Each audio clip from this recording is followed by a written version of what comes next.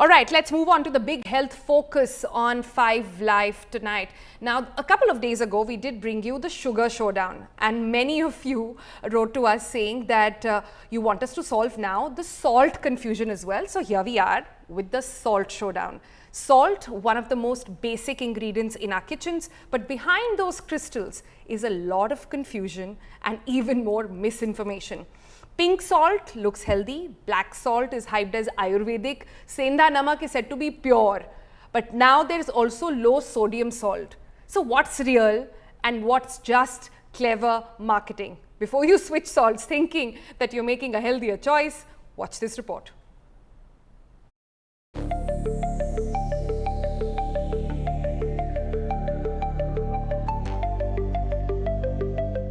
Salt, one of the most essential and overused ingredient in our kitchens. But not all salts are created equal, and the social media health claims around them are often just wrong. So if you're also confused between iodized salt, pink salt, black salt, Sendha Namak, low sodium salt, this video is for you. In this video, we will break down each of these salts, what are they made of, health benefits, and then finally our verdict. But first, as always, let's start with understanding some basics here.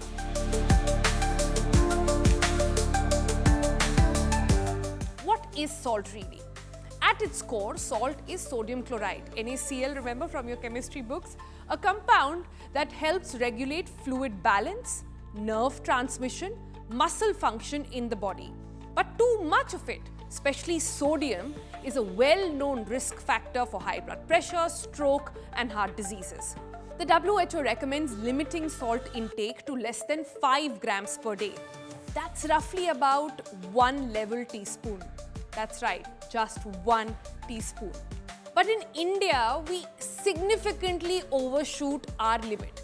The average Indian adult consumes about 10 to 12 grams of salt per day, more than double the recommended amount, and much of it actually comes from stuff you don't realize. Things like pickle, papad, snacks, processed food, namkeen, and even the restaurant meals. So while debates rage over which salt is the healthiest, the real issue is most Indians don't need to care so much about which salt, but how much. Having understood that, let's break down the different types of salt commonly found in our kitchens. Number one, iodized salt. Now, this is the regular table salt. It's fortified with iodine. India still battles iodine deficiency. Remember, disorders like cognitive impairments, especially in children and pregnant women, all linked to the lack of iodine, so it's a must. It is also an essential in thyroid health. The pro tip here is you have to add it at the end of the cooking, because a lot of the iodine evaporates at higher temperatures, and even if you don't store it properly, then it will get oxidized and again evaporate. So use it at the end of your meal and also keep it in an airtight container. It's one of the best choices for everyday use. Then let's talk about pink salt. It's been marketed as a super salt with 84 minerals, but in reality, it's still about 98 to 99% sodium chloride, just like regular table salt. Yes, it has traces of minerals, like a little bit of iron, but these are present in such tiny amounts that they offer no real benefit advantage. The risk here is often these are non-iodized, and importantly, the quality varies widely. Its unregulated or cheaper variant may contain contaminants like heavy metals or even insoluble impurities.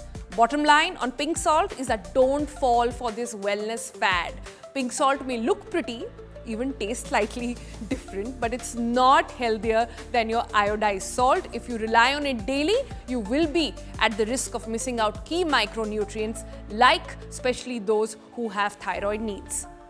Next, let's look at black salt or Kala Namak. Now, this is a type of volcanic rock salt containing a sulfur compound. That's what gives the characteristic tangy, sort of eggy smell and taste. Composition, roughly the same sodium content as the table salt, often used in Ayurveda though, and believed to aid digestion. But the scientific backing on this is rather limited. The pungent flavor profile can help people use less overall salt in cooking, which is a good thing. But remember, Kala Namak is great to flavor and sort of punch in your chaat or your raita, but it cannot replace your table salt. Use it for taste, not for health. Next up is Sendha Namak or rock salt.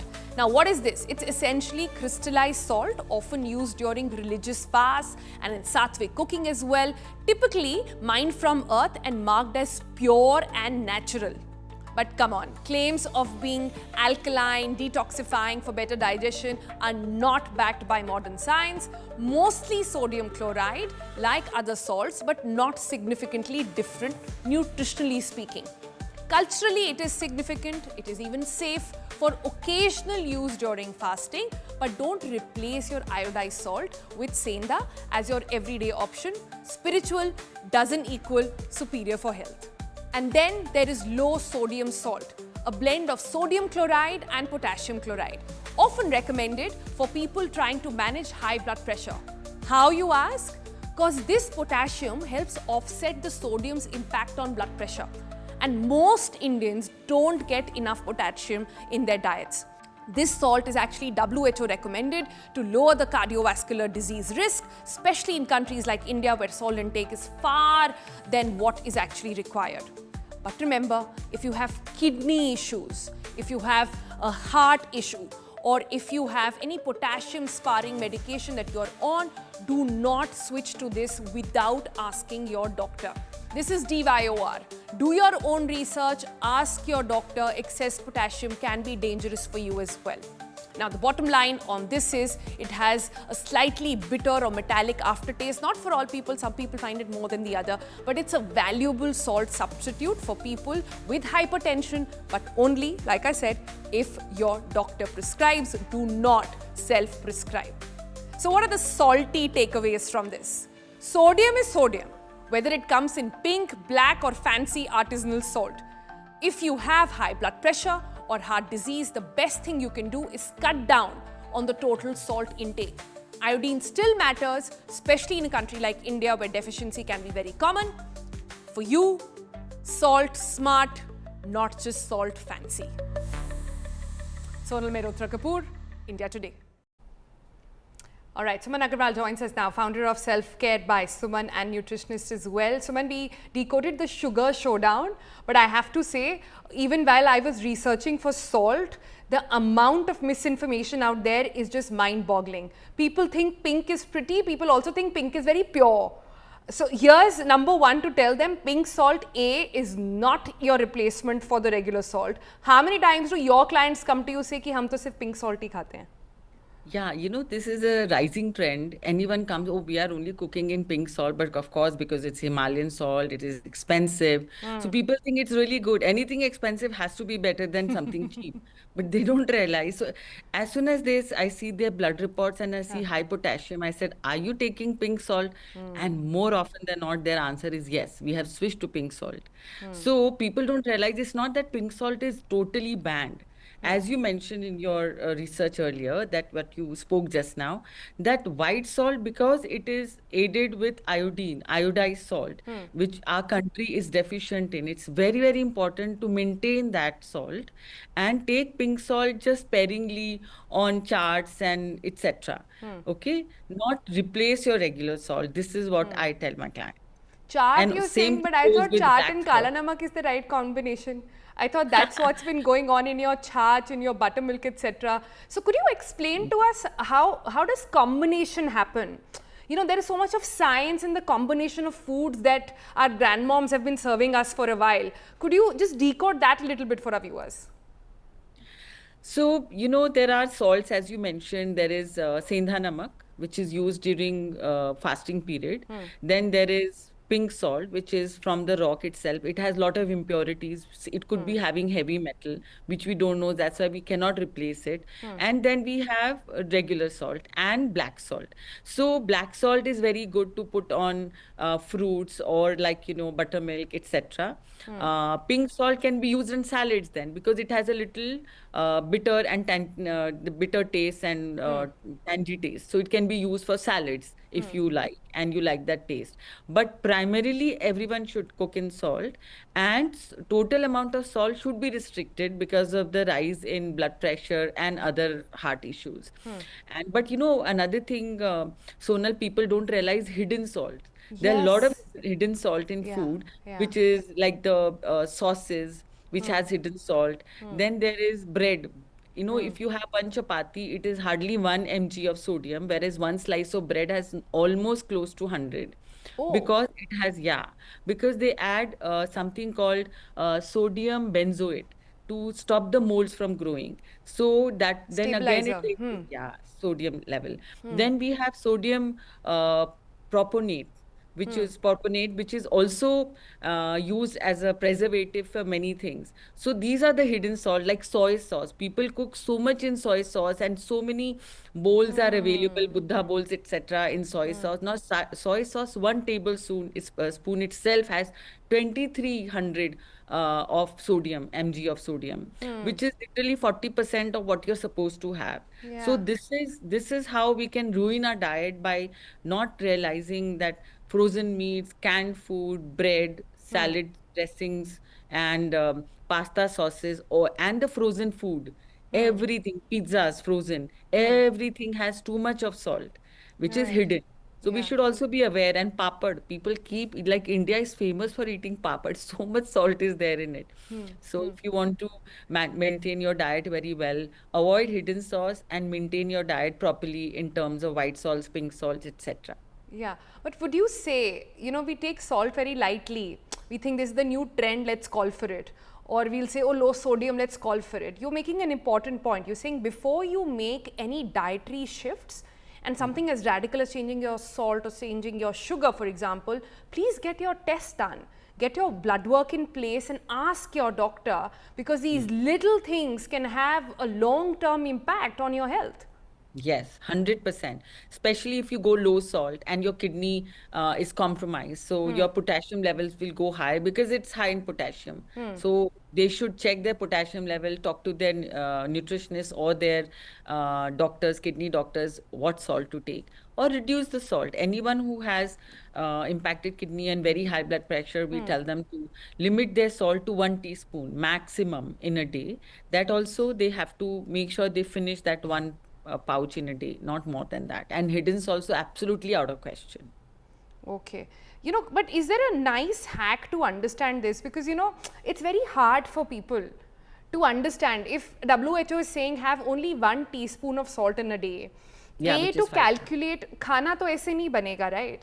When food is being cooked in the house, it will be cooked in different proportions. So is there a hack that you have devised perhaps for your clients to say, how do you keep a check on your salt level? This is assuming that you're doing the right thing and eating at home, eating fresh food at home, and not consuming a lot of stuff that has been ordered in 10 minutes or you're going out. Yeah. So we tell them not to add table salt, only use what is in cooking, firstly.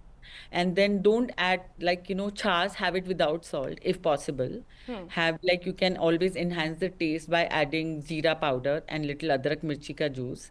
Then not to have consume pickles and chutneys. Chutneys are very high in salt. So avoid using too much pickle, okay, and chutneys, and too much chutneys and sauce, ketchup, okay, and papad. Avoid papad totally.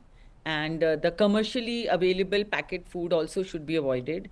And so that is the only way you can manage. Otherwise, you can't make your life so hard by measuring 1 teaspoon and making sure that much is used for how many people are eating. It's a very difficult Yeah. calculation. Yeah. We tell our clients to avoid salty food, okay, which is, as I mentioned, all those things, and plus hidden salt.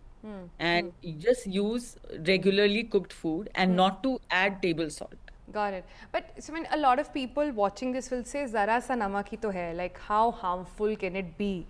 Could you take us through what excess levels of salt can actually do to your body? So so it harms the people who have kidney and blood pressure issues. Okay, definitely. But excess salt also makes you retain a lot of water. So the pressure on the heart increases, because you're retaining so much of water. Then when the blood pressure goes high because you've taken very high sodium food. So recently it happened with me. I'm like not very good with high salty food, so avoid all these things in any case. But I did not know I'm allergic to soy sauce and I consume in little bigger quantity. My pressure really shot up. Okay, and this Ah, happens with a lot of people. It's just that I'm too much aware about myself, so I came to yeah. know. So to maintain the pressure, and especially after certain age, all these things really matter. So if you can maintain your diet little bit cleaner and neater, so the pressure on your body is lesser. If your pressure is high without you realizing it, then it can impact enhance arteriosclerosis, which is a thickening of the artery, which ultimately causes blockage, and ultimately you need to do invasive or non-invasive surgeries for the same. So that is what people need to know. High salt can cause high pressure. High pressure can put pressure on your heart and also thicken your artery and also cause vertigo. So very when your salt really goes high in the body, so it also causes inner ear imbalance, which can cause vertigo. Yeah. Got it. So Interesting. Very yeah. interesting. So I want to understand, should the consumption of salt, and that applies even to sugar, for example, should it change with age? For example, for women post 30, for women post 50, maybe when they're in perimenopause or otherwise. For men, similarly, post 40 or before that, is there should that change at all? Yeah. I want to tell you, Sonal, all these habits about sugar and salt are developed in childhood. Okay. It is the amount of salt we eat regularly. It converts into our older age. Then we have health issues and then we try to control. So if the mothers who are listening to this video, this Yeah, TV, yeah. this news, this thing, they should make sure the children are not introduced to very high salty food, which is there in ketchups and packaged goods and the chips and the kurkure, etc. Otherwise, child gets used to having such high salty food. Okay. Secondly, the same thing with sugar, that they should not be exposed to sugar at every meal.